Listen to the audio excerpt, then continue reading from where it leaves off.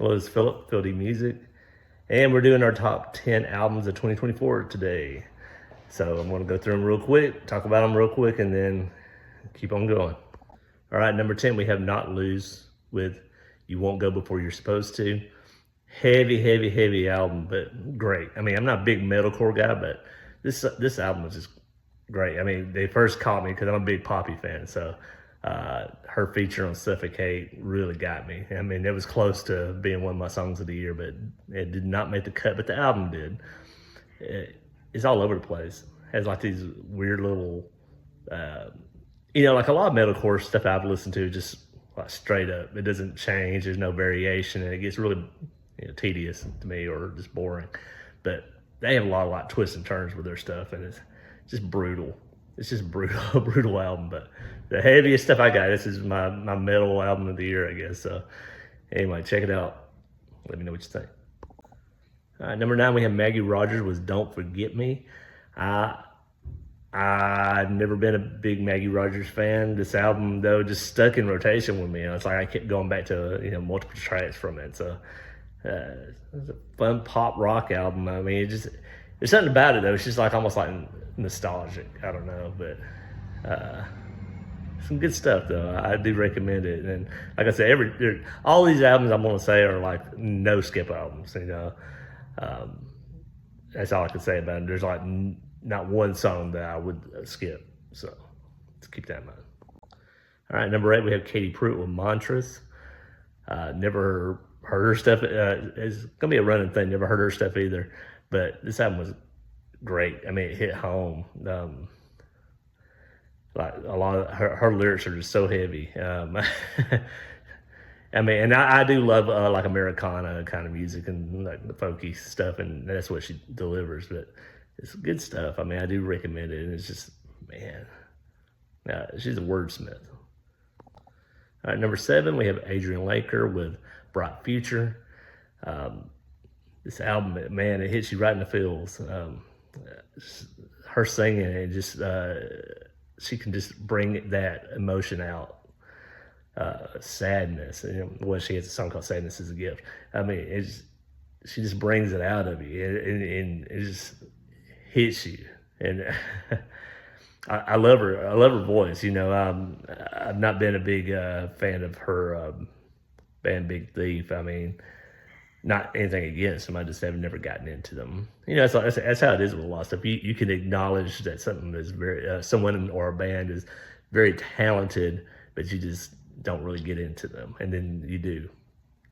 Hopefully, or at least for like one album. Maybe she's got me for one, but this is good stuff. All right, number 6, we have Billie Eilish with Hit Me Hard and Soft. I've been a big Billie Eilish fan since her first album. Loved the second album too.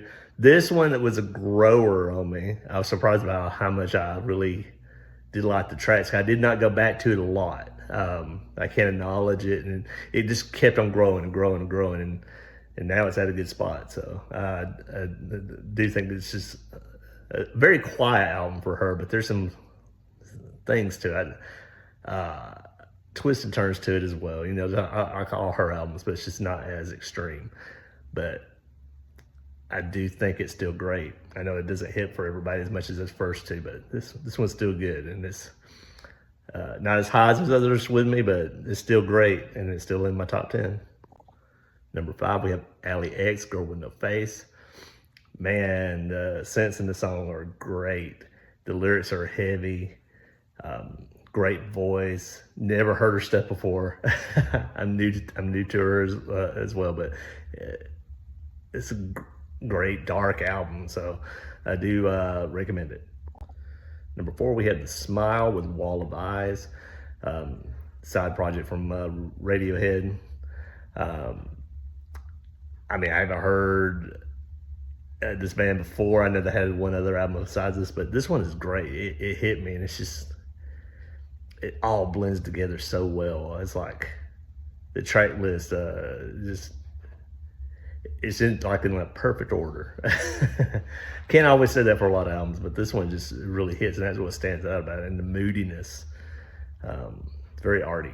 But yeah, if you like Radiohead, you'll love this, I'm sure. But All right, top 3 time. We have MGMT with Loss of Life. Love, love, love, love this album. It's grown on me throughout the year.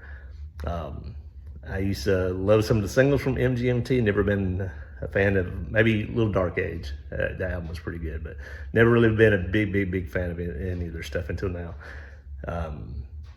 So that one I do recommend a lot.